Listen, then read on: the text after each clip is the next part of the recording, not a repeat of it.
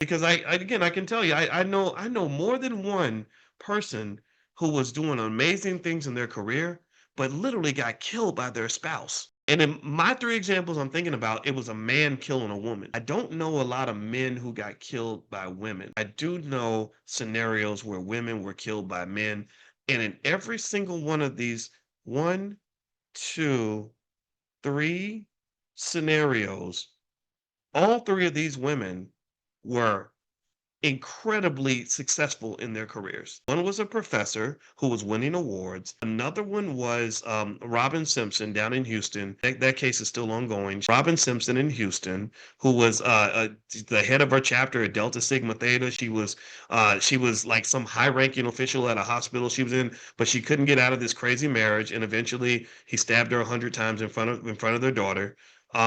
So you're talking about major generational curse right there. And then another one was a woman who was making about $6 million a year, who decided to date a guy who worked for the person that worked for her. So she I guess went in this direction of saying, well, I don't want to be uppity, so I'm going to pick this man because he's a nice guy.